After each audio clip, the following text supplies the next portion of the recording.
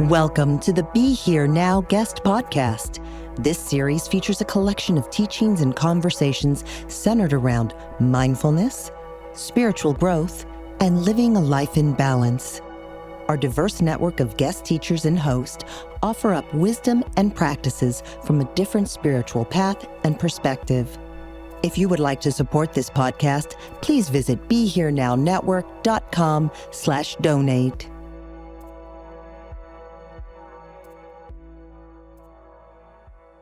So this evening, I couldn't really come up with a title for this talk, but I know what I want to do, which is to talk to you just from the context of my own experience of being with children and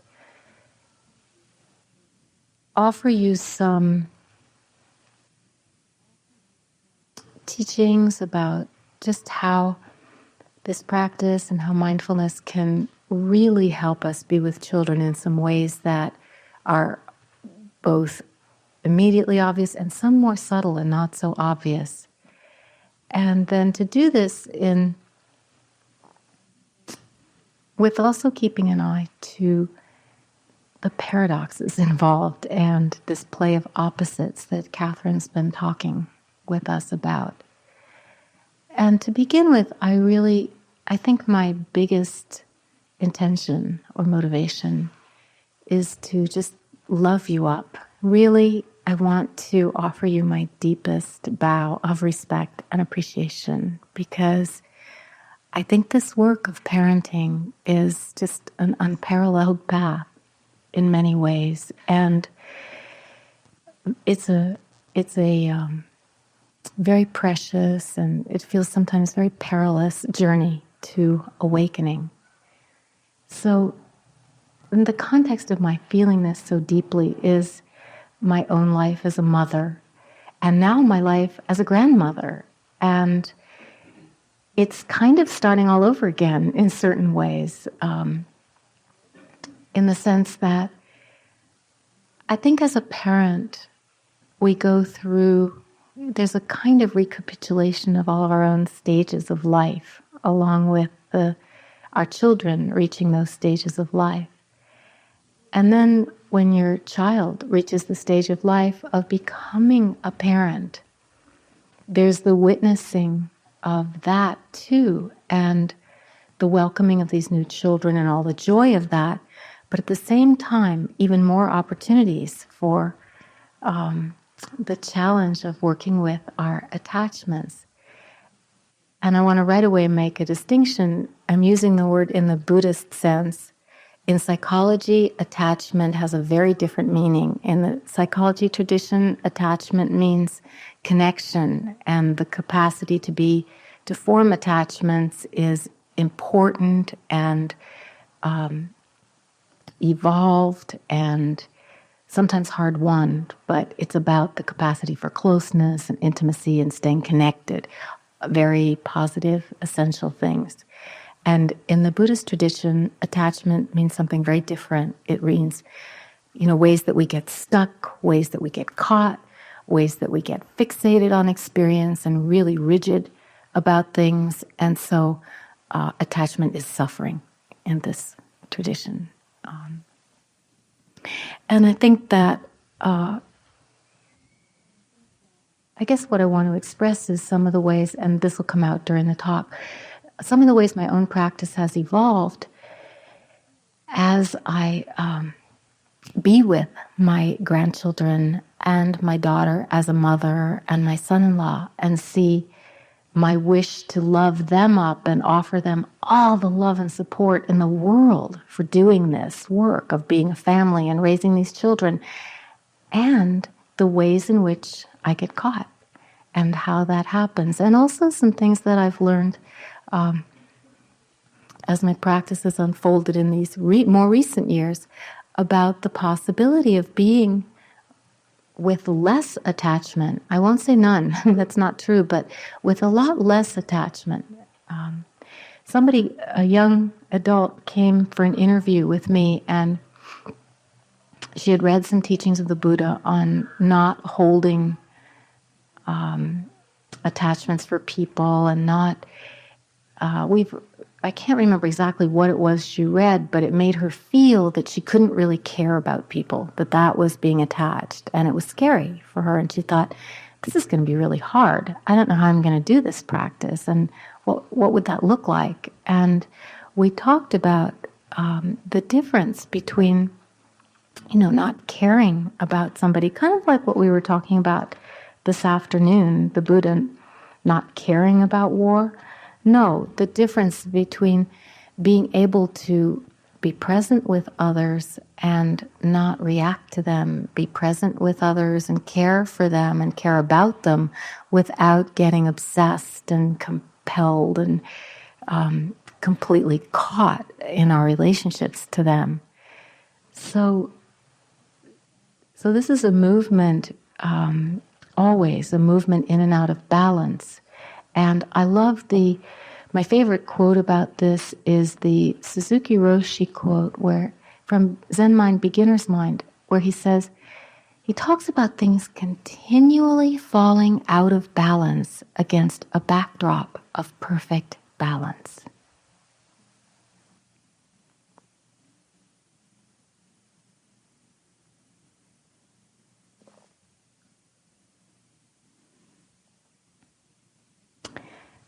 So I'm going to begin with a quote from Ajahn Chah. Try to be mindful and let things take their natural course. Then your mind will become still in any surroundings like a clear forest pool. All kinds of wonderful rare animals will come to drink at the pool, and you will clearly see the nature of all things.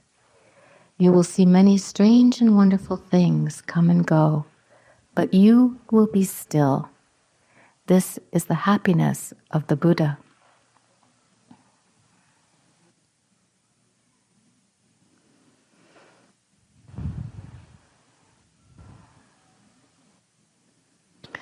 So our mindfulness practice really offers us a way to know deeply what's going on with children. And this knowing often comes as mindfulness works in non-verbal moments of just seeing, of just realizing. And it's such a powerful way of staying present with what's happening with all the strange and wonderful creatures that emerge both in ourselves and in our kids. Beginner's mind is a familiar expression to you. It really refers to that quality of openness and curiosity and readiness to learn with which we try to approach experience. And I mean, these are qualities of mind and heart that are highly prized by Zen students and probably by all meditators. And they're qualities that children pretty much naturally have. And in fact, sometimes adults can be almost intimidated by this incredible freshness and aliveness and directness that kids have. So, kids have such a beginner's mind that they're willing to return over and over and over again to a game. They're willing to begin with us over and over again. And while the repetition of play that is so wonderful for them can be kind of boring for us, that quality of beginning again, of willingness that they have, is really inspiring. And lots of times I've heard you talk about that the children are your teachers. And I think, what does that mean when we say children are our teachers? I know one Zen teacher who got kind of miffed because John Kabat-Zinn wrote in his book about parenting that his kids were his Zen masters.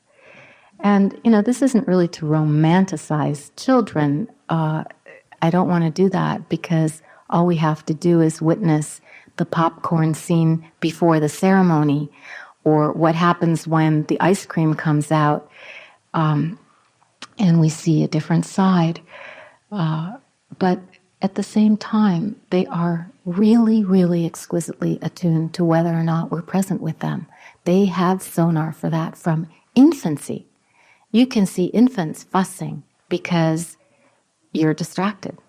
And that is, I think, one of the most powerful ways that they really are our teachers. They know when we are there. They know when we are with them. And they know when we aren't. And so they have this, at least they're born with, and hopefully we provide the conditions for it not to be entirely lost in their growing up. But they're born with this sonar for presence. And this presence is a felt sense of connection, of being with somebody. And they're so sensitive and alert to whether or not the adults are with them or not. And the experience of feeling alone in the company of another person can really feel more abandoning than when you're actually alone. I mean, sometimes I've felt lonelier in relationship than all by myself, because when there's someone there, you really expect them to be present, and we're not always able to be. Last night, Catherine talked about meeting the self, and she quoted Dogen to study that Buddhism is about studying the self, and that we study the self here. Now, we study the self in order to forget the self. In other words, to not have to be preoccupied with ourselves and completely self-referential and self-absorbed and constantly wondering, how am I, and how will I be, and how was I, and was I okay? I mean, we study the self so that we can learn to meet this self with some measure of equanimity and compassion and not have to be so obsessed with it. And then, of course, in forgetting the self, we can be more present with everything. So how do we learn to meet the self in this way?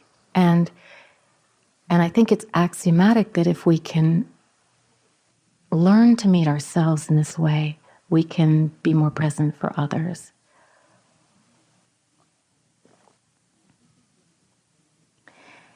And this is where this journey of being a parent is so fraught, because the capacity to meet ourselves in many ways goes back to the parent-child relationship.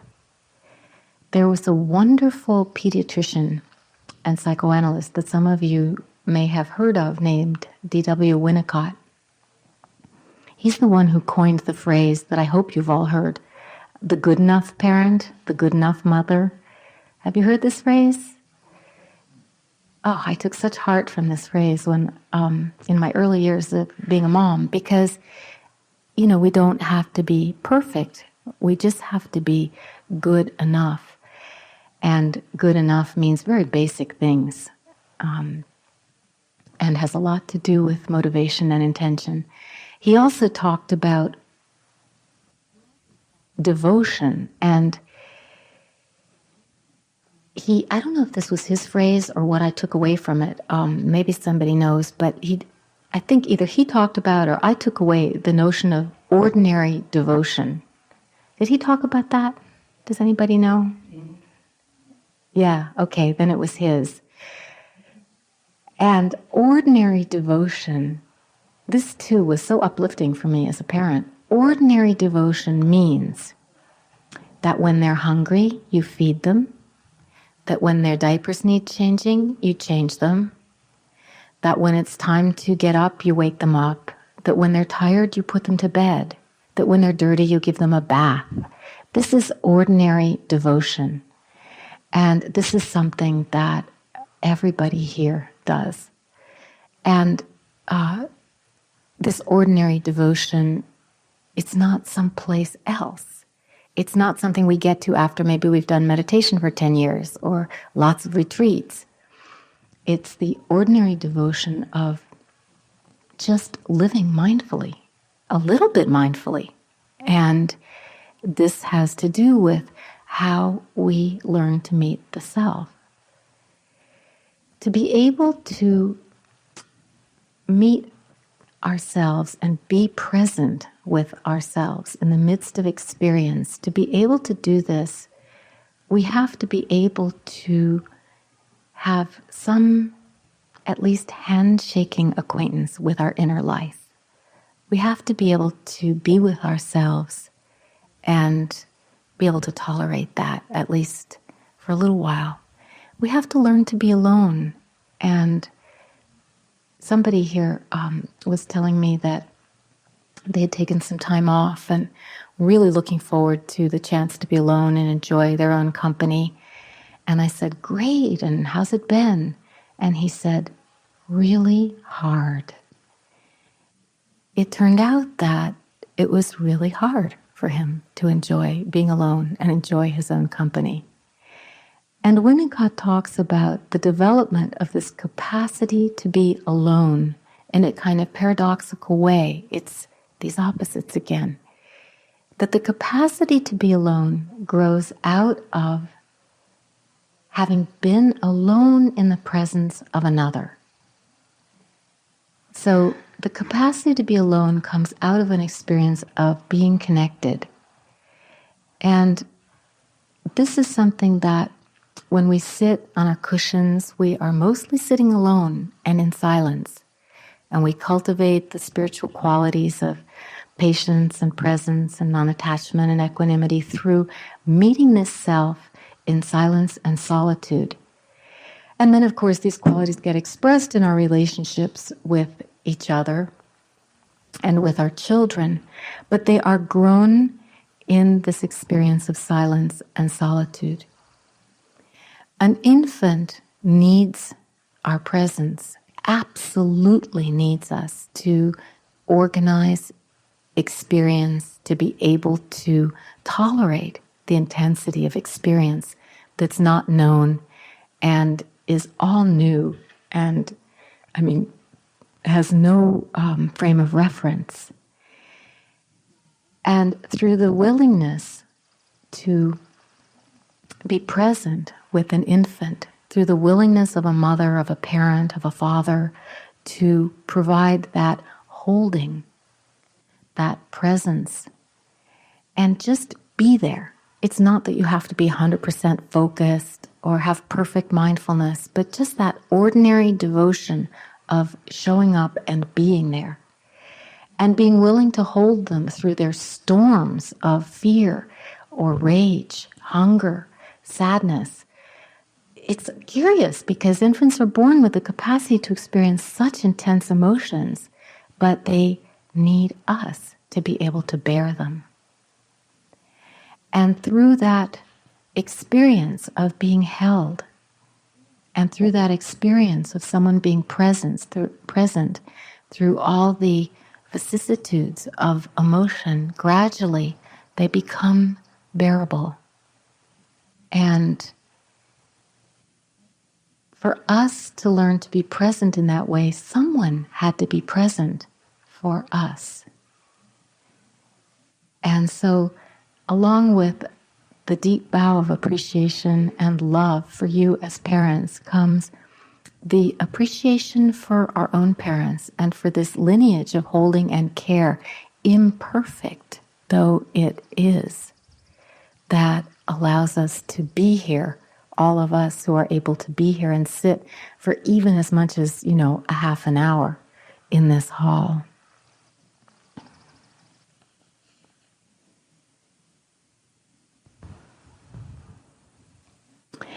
So through this learning to meet the self in silence and solitude that grows out of the experience of having been met in connection, having been met through presence and holding, we can begin to be able to be with ourselves and look in and track the movements of attention, the movements of the heart in mindfulness, in our meditation. And as we do that, certain themes and patterns emerge.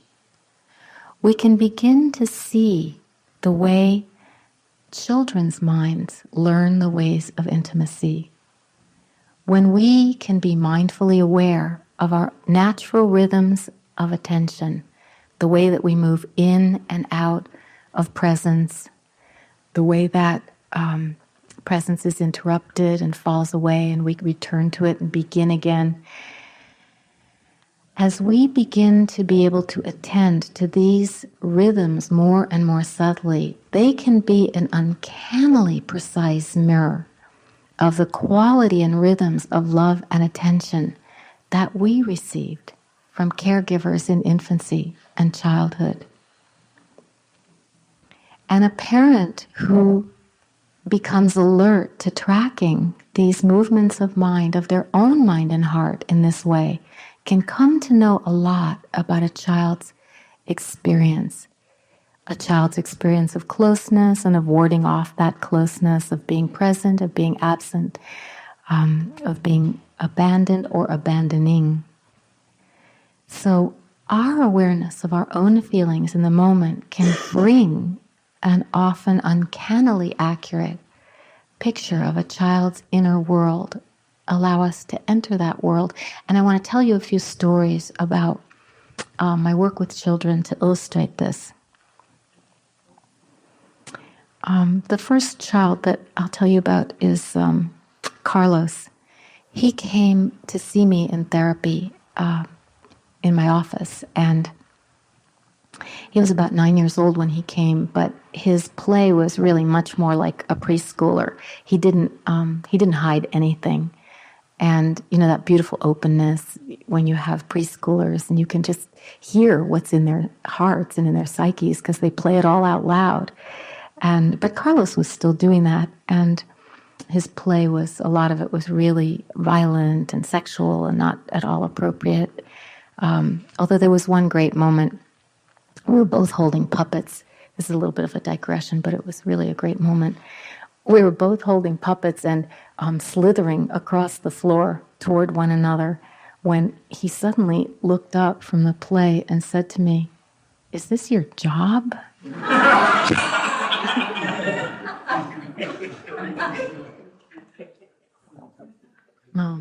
And I had to say, yeah, this is my job.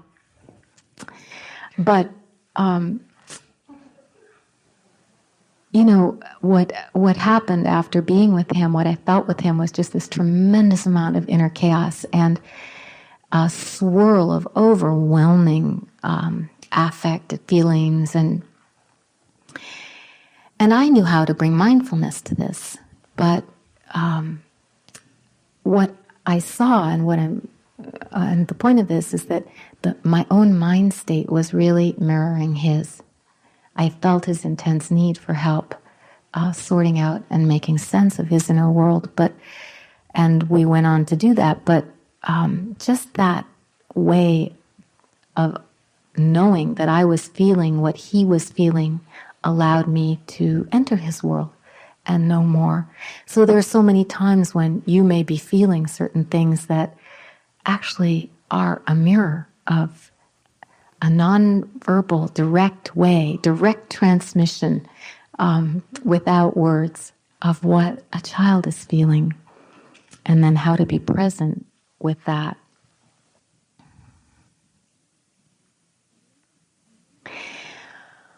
And when we can be open and receptive to children, to ourselves in this way, then we're not compelled by anxiety to control the child's experience. Or even just control in subtle ways by making suggestions. You know, wouldn't you rather do this way? Wouldn't you rather draw a this or a that? And when we're willing to rest in presence, and when we can be comfortable ourselves resting in presence, then we don't so much revert to these ways of actually abandoning children to our own conceptual world, you know, our own expectations, our own ideas of what the play should look like. And I know that I did this when my daughter was small. And one of the ways that I know this is by watching some of the things that she did with her first child when she was first learning to play. And being able to see these it's like kind of an endless regress of mirrors, backwards in time. And being able to see this with some self-compassion and know that it was still good enough, there was still that devotion, and it wasn't perfect. To be able to see this and extend my love and support and not say, why don't you try this? Or why don't you do it that way? I've begun to see, it's not that I didn't try. I want you to know that. It really wasn't from some idea of being spiritual and mindful that I refrained. I didn't restrain myself. I just saw the look on her face when I would say, why don't you? And little by little learned to let go and stop. This activity of openness, of receptivity, of acceptance that is part of mindfulness is a gift to children, adult children and young children both. Then they're free to come forward and inhabit our relaxed space of receptivity, just the way they are, just the way we are. Our peaceful state of being, when we can be present in a reasonably peaceful state, that invites children to just come as they are. And meditation is a kind of come as you are party. We're invited to just be present as we are.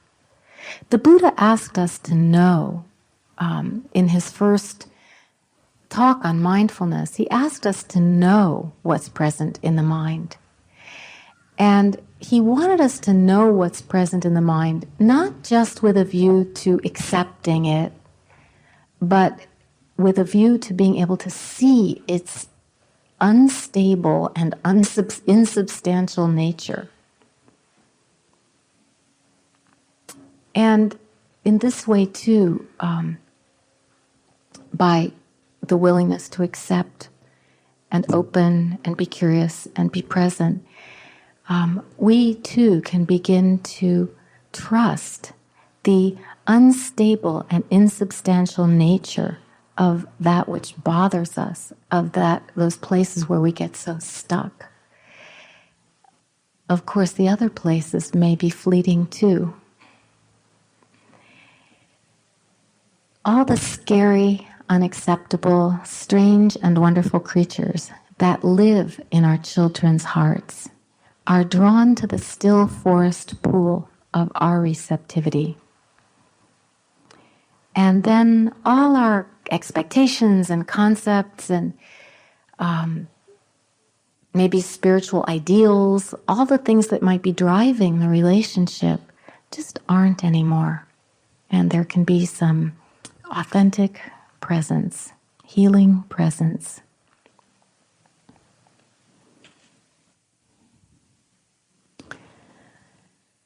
I'm going to tell you another story. This is a story about a girl I'll call Maggie, and all of these stories are disguised. But this is a story about the power of authentic presence in relationship. And it's also a story that illustrates something that my Zen teacher Kobun Chino Roshi said to me that has become, it was really a koan for me for many years, and I told the story in the group this afternoon. But years ago, I helped found a school for severely emotionally disturbed kids from the greater metropolitan Boston area, and it was pretty heartbreaking at first working at that school, and heartbreaking to work with the parents and the kids. And so I would ask my teachers, how do you do this? And what about this? And how do I meet these selves? And how do I meet myself in the process of meeting these selves and all my own feelings of wanting to make it better and wanting to somehow be of service? And I didn't see at that time so clearly that some of my wanting to fix things wasn't the activity of compassion so much as my having trouble bearing the painfulness of what was going on, and therefore wanting to fix it. And Coben just looked at me. I said, how? And it was an impassioned question. How can I help? And he said, I said, what's the best way to help these families and these kids? And he said, no idea of helping. And that no idea of helping, what did he mean by that? Well, I came to understand it in different ways over the years, at different levels. But the first thing was being able to let go of the self that needed to help, of being able to be a good helper, just that identification with being that helper, I think. No idea of helping. And I think another meaning was not feeling like I had to really think about it and figure it out, but encouraging me to just be present with all my heart. And that out of that wholehearted presence and that willingness to be there would emerge what needed to be done. So I think he was talking about trust, too, in that no idea of helping. And maybe many more things that you can think of, too. But this is a story of Maggie and how the idea of helping really got in the way. Maggie is a girl who came to me, and again, this is a story from my work as a therapist, but she came to me already a veteran of psychotherapy at 9 years old. She had seen 2 therapists that she'd pretty much chewed up and spat out, and one of them was my mentor, somebody very skilled whom I respected enormously, and he just said, he didn't say that he couldn't work with her, but he didn't want to. And would I please? Because he was pretty frustrated. And, you don't refuse a request like that from your mentor. And so she came to see me. And because she had had a bunch of therapy before she came, she knew all my tricks. And every time I would make a certain move to try and uncover what she might be thinking or feeling or what was going on, she would completely thwart me. She'd throw a fit, or she would go into a sullen, sulky silence. And this was a girl who was just in constant fights at home and at school. She didn't have friends. She was lonely and angry and miserable. And we went on like this. It seemed like her sole pleasure in coming to see me was in defeating me and making me feel miserable and helpless. And gradually I began to have the feelings that other people had toward Maggie. I started to dread seeing her. I wasn't actually filled with love and compassion for her. And she really forced me to confront my own anger at not being able to be a successful helper, not being able to help her at all. And finally, one day, we were sitting in a pool of lamplight playing together. And it was twilight outside, that beautiful blue time of night.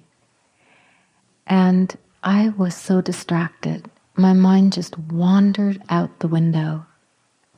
And I was looking at the beautiful color of the twilight and slipped into a state of very deep quiet inside. Just that hush of twilight. Inside and outside became one.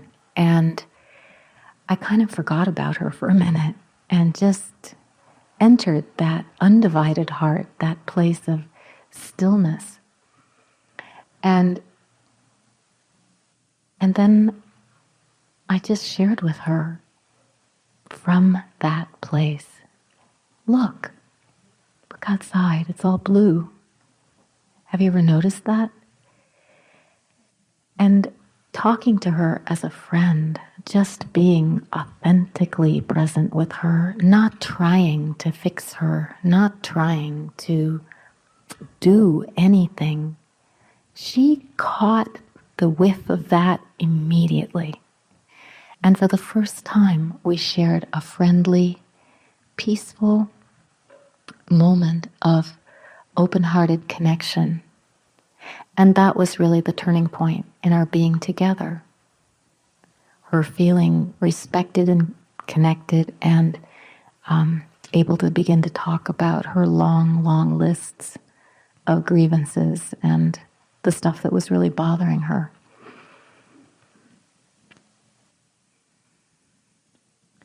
So we express our willingness to be present in so many different ways with children.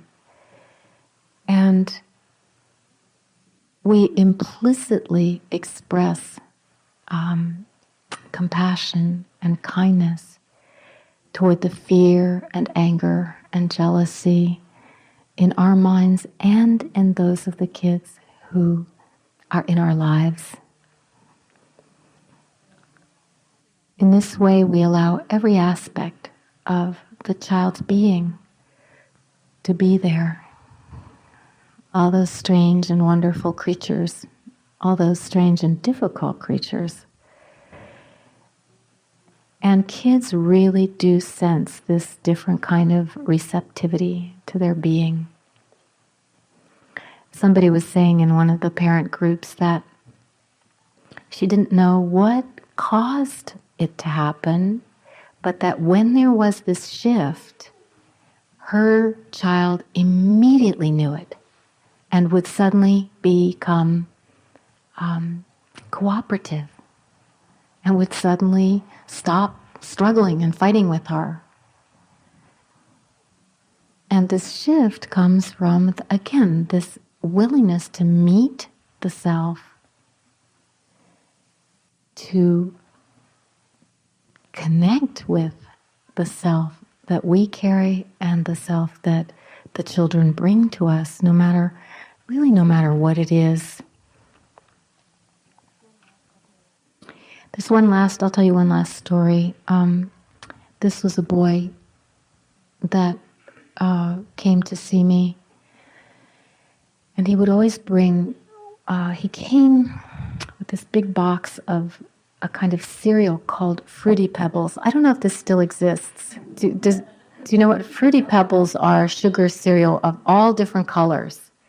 And so he would carry this into being with me.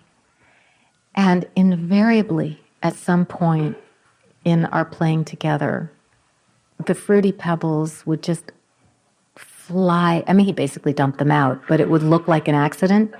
I mean, he made it look a little bit like an accident, but they would just fly all over the place. And, it was an aggressive act to, these minute, and there were jillions of them, and I had a rug, and they would just be everywhere.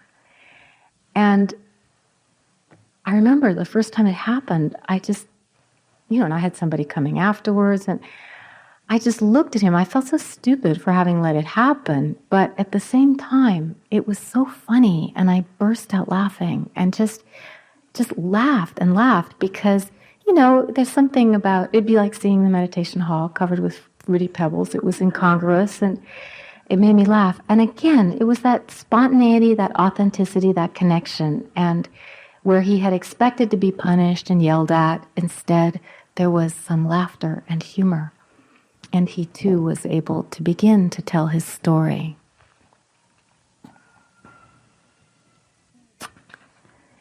So, I've talked about the quality of beginner's mind, that openness and receptivity and eagerness to learn, and also the willingness to begin again, over and over again, in play, in presence, whenever we've lost it, whenever we've fallen out of connection, to reconnect, or to stay present with the disconnection. That's really hard. And that's actually one of the things that makes it hard to set limits with our kids. That in setting limits, we have to tolerate some disconnection, we have to tolerate that sense of abandoning and being abandoned both in the doing of that. And to be able to know about beginning again, to be able to know that we can do this, that we can hold this intention and we can do this, it really makes it much more possible to bear. And also, again, to see why are we being present and why are we doing this? To see the impermanent, unstable, insubstantial nature of experience. And then to be able to begin to track some of the movements of attention, that falling in and out of balance against the backdrop of perfect balance. Or like when we practice with the meditation instruction to be with the stillness of the body, to notice the stillness and orient to the stillness of the body, and be able to feel the flow of sensations, the whole field. Sometimes feel the body as a whole field of pulsing, flowing sensation.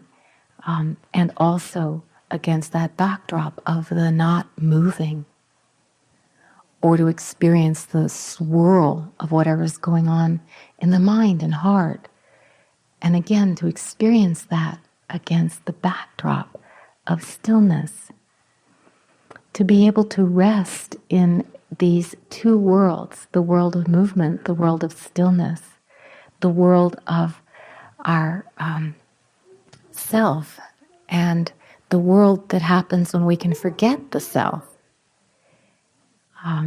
The ability to rest without anxiety in the not yet known, the yet to be revealed. This is so important. And to not get attached.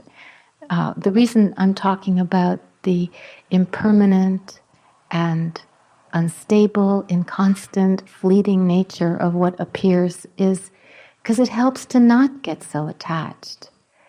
I remember when I was a teenager trying on different ways of being and different ways of dressing, and it seemed like each time my parents would freak out and think this is the way I was going to be forever. I was always going to wear black boots and black turtlenecks, or I was always going to... And, being able to remember that we don't know what's next. We're always kind of playing catch up. We don't know what's next. This can bring a tremendous sense of balance, always falling out of balance against that backdrop of perfect balance.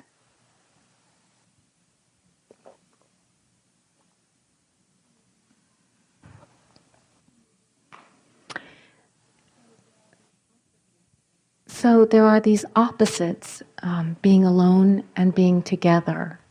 The paradox of learning to be alone through being in the presence of another. And developing this capacity to meet the self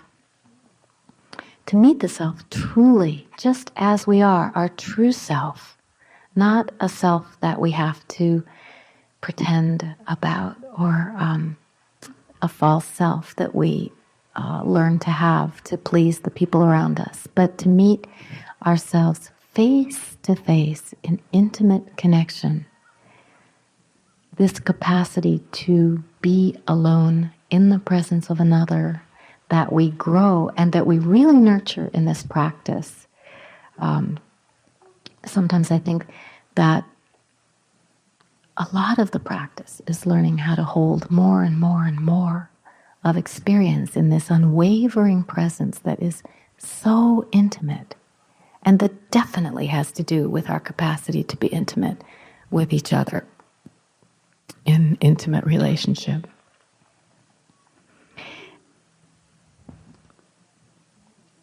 And Catherine talked last night about how attention shapes our world, shapes our perception of the world. And I'm talking about beginning to see how our attention shapes the world of ourself and our perception of ourself in such a way that we can also come to understand something about how our movements of attention shape our children's world and their experience of themselves.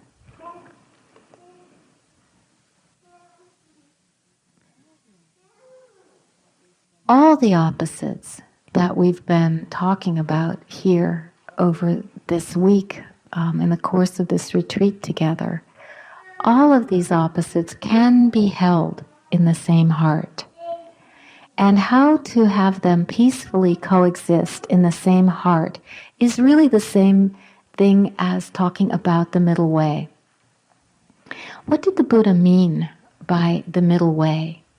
We understand the middle way to be not something about compromise or negotiation, but more about balance. That having indulged in, a very pleasurable life in the palace, then having, in a very touching way, gone into ascetic practices until he was just skin and bones, the Buddha learned something about a middle way of balance. But there's another meaning to this middle way, too, that I think was also something the Buddha was pointing to. The ability to hold opposites simultaneously in attention, in mindful awareness. When we can do this, this is a doorway into the absolute.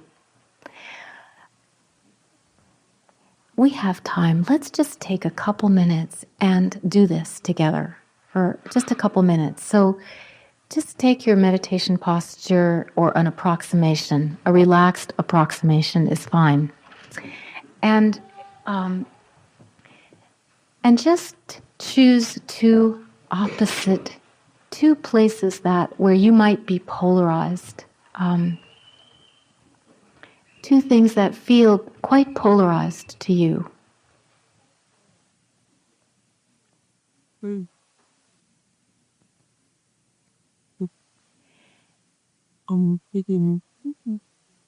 mean, it could be loving and hating. It could be anything that feels that there's conflict between them in your heart.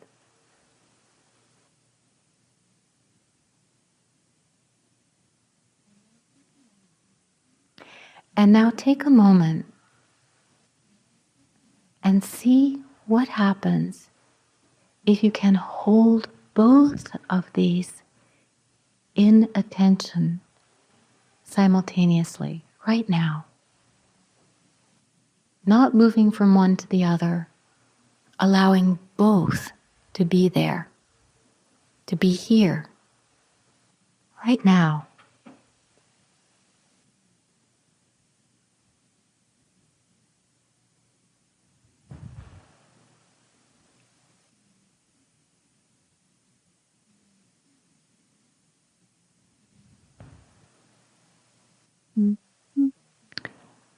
So when you do this, something happens, doesn't it? Suddenly, instead of being suspended, oscillating back and forth between these opposites, the attention opens, doesn't it? It gets bigger.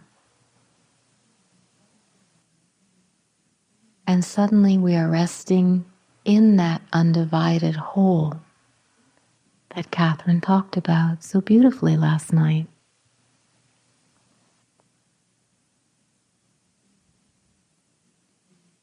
This ability to stay connected to those things or those qualities or those experiences that feel so opposed in the heart.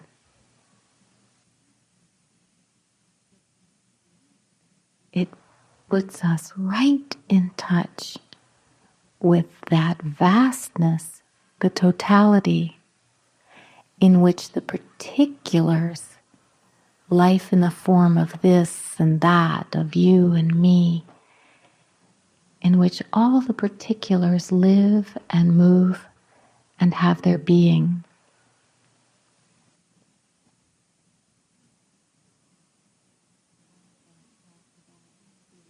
One parent we were talking about seeing each other, seeing the goodness in one another. And one parent said, sometimes I feel like being a parent just brings out all my badness. So what happens when we hold the goodness and the badness and allow them to peacefully coexist in the same heart?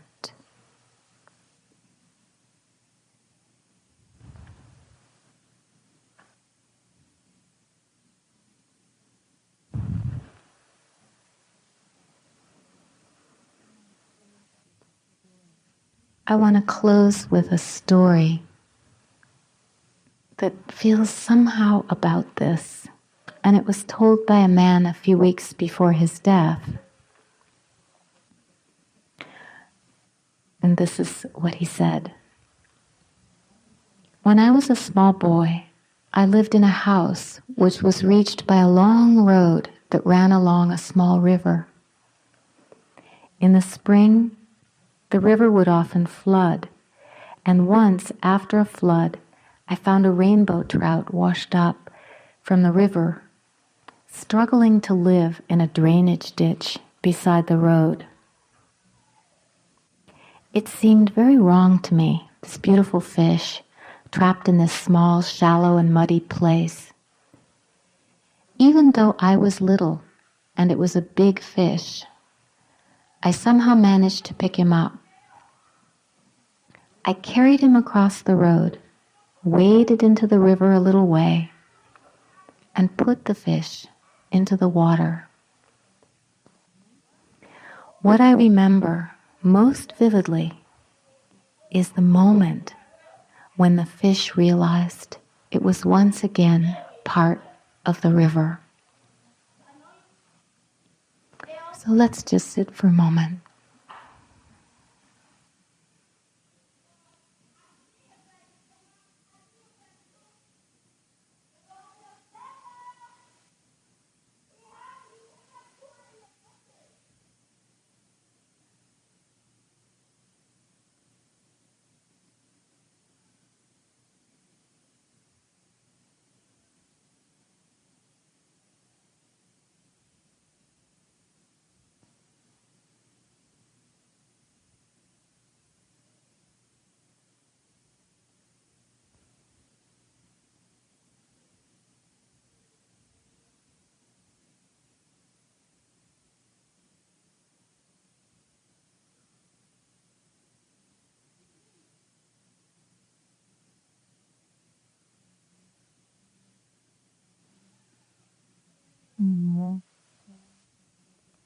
So may we all, parents and children alike,